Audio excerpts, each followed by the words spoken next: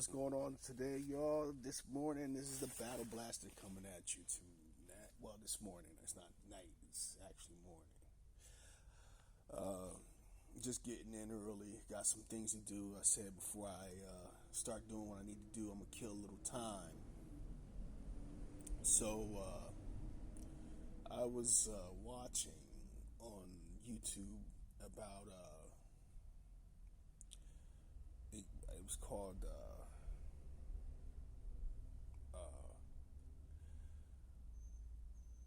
white fear of black people, something like that. And a lot of it has some good points, and then there was a very, very lot they skipped that they had some bad points on. And I just wanted to come and say this. When it comes to black and white in this country, actually around the world, white people do not want to see black people step up. They don't want to see us to come ahead, to step up ahead and to be ahead of anything, or to become better. The one lady on there, she was speaking, and she's like, "Oh, well, they have the same. We get the same." Opportunities to a certain degree. That much I can say is true. We do get an opportunity, but we're selected. And I'm going to say this again, we're selected to get that opportunity. When it comes to us getting some type of opportunity, again, we are selected. When I hear white people sit down and they say to us, well, look at, you got Kobe Bryant, you got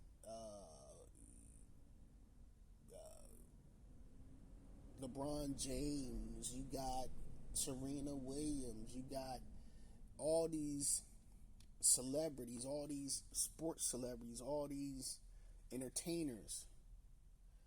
One, they're selected people to keep us brainwashed, to keep us cheering in the Coliseum, so to speak. You can't deny their hard work when it comes to sports entertainers. You know what I mean? Those men and those women worked hard to get where they are.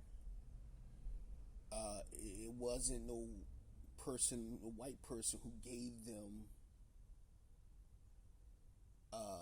that skill. That skill came from within. That was a gift. It's just that they chose to utilize it for money for themselves. See, cash cows come in all shades and colors in this world. You understand what I'm saying? Case in point, just recently, the women's college team basketball, the North Carolina, the black team, they won. But it's the Caitlin Clark girl who getting all the shine, because even though she's a 3 or 4 time loser, or whatever the hell, how many time loser she is, she never went to the. She went to the finals, but they never won. You know what I mean? This is that participation trophy bullshit that white people do. You know?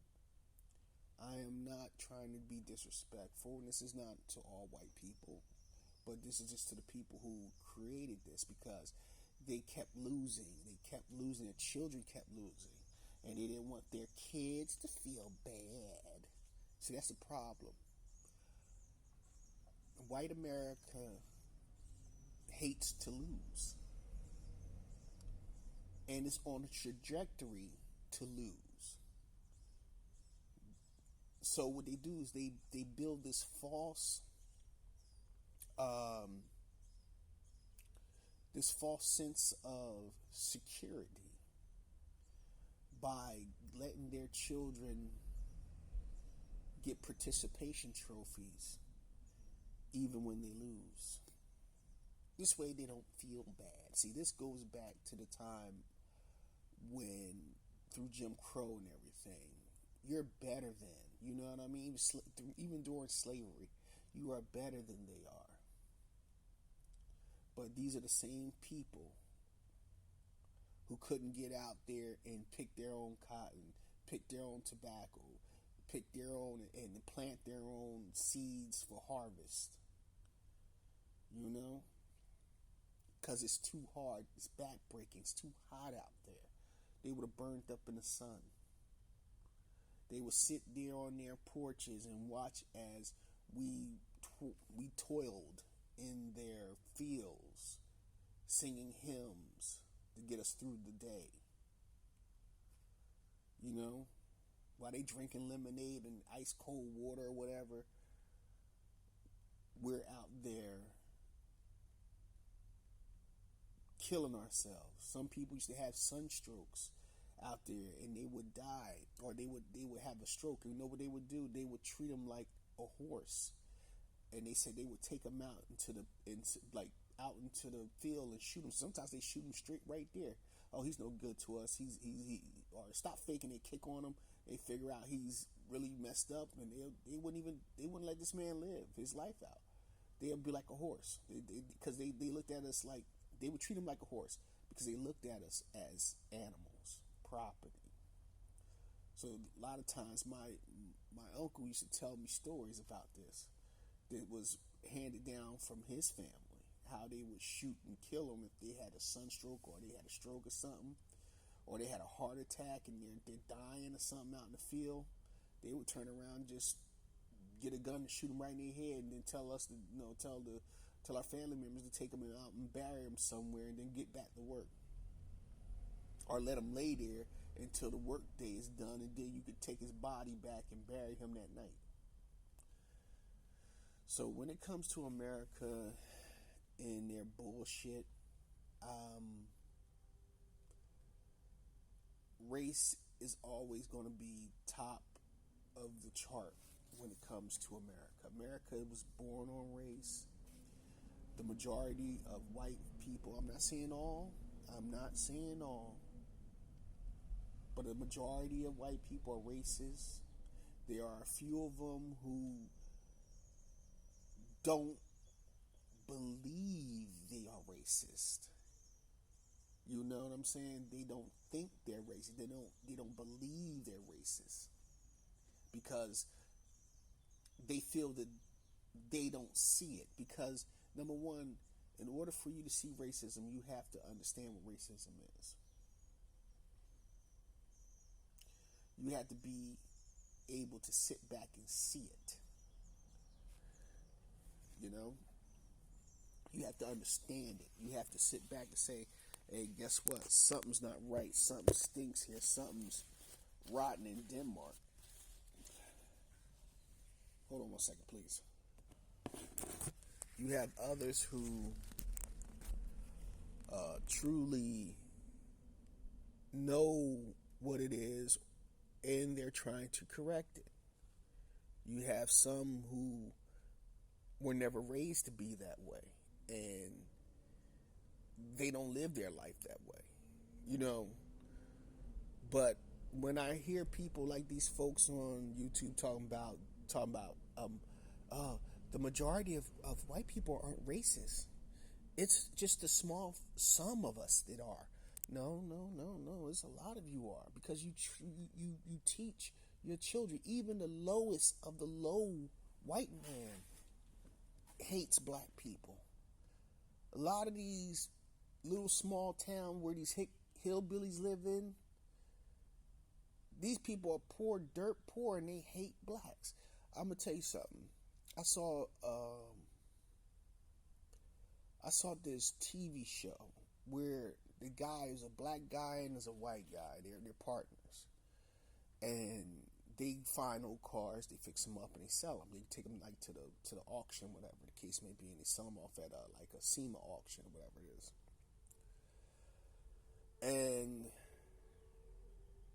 when the black guy, the black and white guy approached the door, the old white lady, old, you know, greasy, nasty, like she'll wash her ass, old white woman, got all out of pocket and told this black man she didn't have shit. She was no teeth in her mouth, just dirt poor. This is somewhere in Kentucky, somewhere they were at. And she called them all out his name, you niggas, and you don't come knocking on my door, don't bring no nigga to my door, and da da da da da. And it was like, all right, well look, all we wanted to do was, ask you about your car, and the lady went off. So they left. And the black dude was like, I don't want to give this lady no money if this is the way she feels. But the point is, you have to understand, that just shows that even the poorest poor white person is racist. It's not like this lady was sitting up here saying, like what she was saying on there, oh, poor white folks, they don't think that way. No. Lyndon B. Johnson said, if you can convince the poorest white man that he is better than the best black man, then he will empty out his pockets. This is what Lyndon B. Johnson said back in the 60s. Lyndon B. Johnson was a racist. Even though he passed the bill, Lyndon B. Johnson also said, if we give them what they want, they'll be voting Democrat for the next 100 years. If we give them just a little bit, they'll be voting Democrat for the next 100 years. And guess what? He wasn't lying. We've been voting and voting and voting. I've always wondered, why do we vote Democrat? I remember asking my mom one time, and I said, why do we vote for just one? Why don't we vote for the other guys? Oh, you ain't supposed to never vote for them. You vote for a Democrat. Never explaining why. Because it was taught to her that we should vote Democrat. See that it doesn't pan out. It really doesn't. But I'm about to jump on and get on in here to work. I got 5 more minutes, so I'm gonna spend 5 more minutes with you guys. So when it comes to them, I don't trust them. And the lowest white person is just as racist as the middle of the middle class and the richest of the rich. There are programs that they deny us. They rather, like they said, somebody said, you rather cut your nose off to spite your face. And I see that a lot here. There's a lot of people who cuts their nose off to spite their face. Seriously. And I don't think that is a good thing to do when it comes to race in this country. These people, they will hurt themselves just to hurt us. And then when things get tough and they need that program or something, that program's closed down. It's no longer available. Now you're mad. You're mad at us because you chose to close it down so we wouldn't get anything. You see? It's like they was talking about public schools, how public schools are defunded. Yeah, they are defunded. They're defunded. I even spoke about this before. We get their old books, especially back in the 80s. I don't know about now, but from what I can understand, that the new school where I'm from, the new high school, they got new books. But back when I was growing up, we got all the white kids' old books. We were always, and this is the God's honest truth, we were always 3 to 4 years behind in books. See, books come out every 3 years. Every 3 years. So we was probably 6 years behind. This book is made back in 1979. It's 1989. You know what I mean? 10 years. We got a 10-year-old book that we're still reading from. That we got 5 years ago. 5 years prior, excuse me. You know what I mean? So we're behind. Then we had people like Judge Scalia, who's from Jersey. This racist piece of crap. Before he died, he was quoted in the paper saying that black people shouldn't go to college. We shouldn't have the opportunity to go to college because when it comes to math and science, we're stupid. We're ignorant. We don't know anything.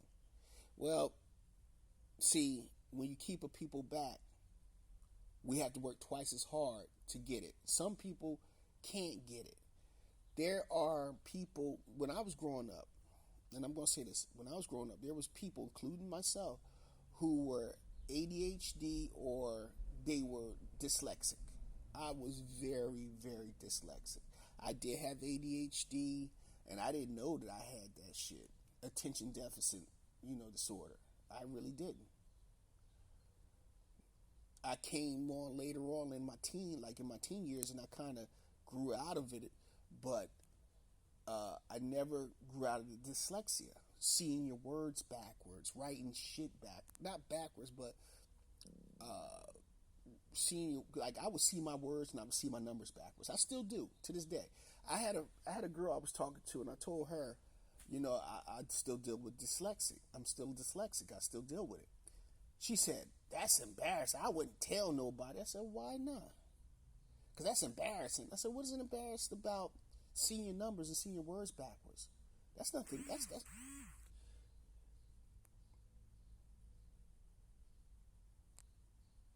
I told her, I said that,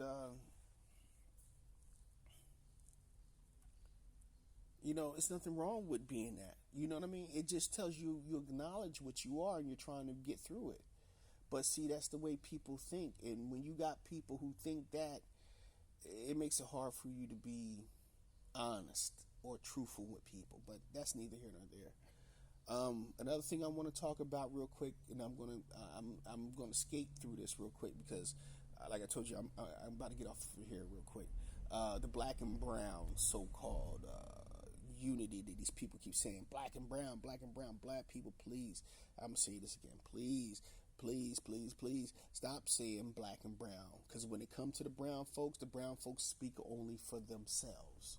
They never say black and brown. They always say, the brown people, we are the ones that is taking over the hell in the country. No. Black people, just say black. Fuck them. We are not here to stand up for everybody no more. We're done with that. Let it go. And if they ever sit down and say, well, why don't you say anything about us? Well, you don't say nothing about us. I watch as a few years back, probably about damn near 10 years ago,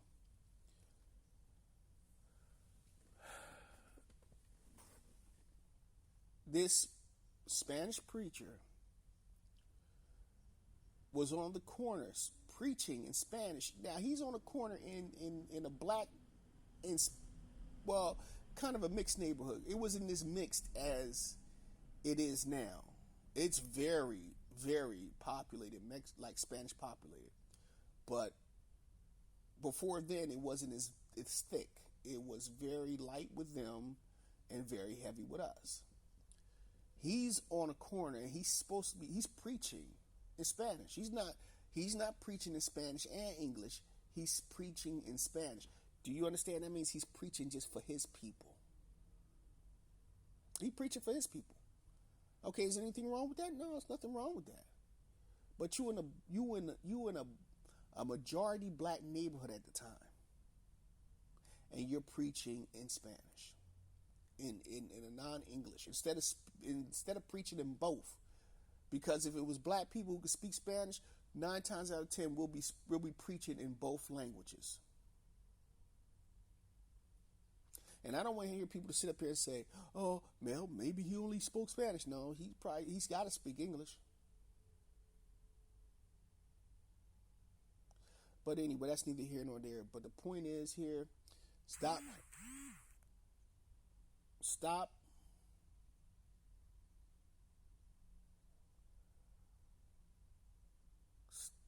stop, stop using your voice for these people.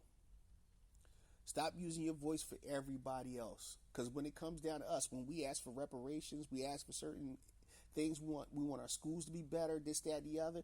They tell us go fuck ourselves.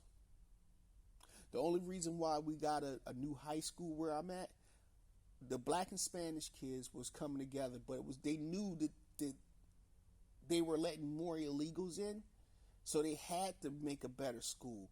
We had schools, elementary schools in our neighborhood closed down, but because of we have these Spanish people now all in the neighborhoods, they reopened the schools. They can sit up there and say, "Oh, well, there wasn't a lot of kids going to school." No, that was bullshit, because you had a lot of kids who were still in the neighborhood. They still was occupying those schools. What you did, you overcrowded a lot of schools and a lot of classrooms because y'all wanted to cut funding for black people. Now you got these Spanish folks coming in here and these other groups coming in here. Now it's like, yo, what we're going to do now, we're going to open up all the schools so it's all fair again. No, you're doing it for them. You never did it for us. Black people, it's time for us to start doing for ourselves. We need to start doing for ourselves, because when shit falls down in this country, and it's about to fall down, we'll have our own way of taking care of ourselves. We ain't going to need them. They'll need us. And we'll be able to hold whatever we need to hold over their heads against these bastards. All right, y'all, let me get up out of here. I'll probably hit you up again on this subject, or redo it again so we can go deeper into the subjects. But right now, like I said, right now I think it's best for us just to circle our own wagons, worry about ourselves. I'm not against, like I said, I'm not against everybody. It's just time for us to start being us for us. Us for us. That's it. There's no, I'm speaking for Palestine, I'm speaking for Israel, I'm speaking for this, I'm speaking for that. No. Speak for your black people and black people only. And when it comes to these foreign blacks, if they're not on our program, don't even fuck with them. Let them ride on their own shit too, because they the same way. Because as soon as something happened to them, oh, black people all gather around us. No, fuck you. Because when you came here, you told us we'd rather be in our own neighborhoods, make our own neighborhoods, or we like to be around white people. Okay? All right. This is the Battle Blast. I'm going to say peace. I'm out.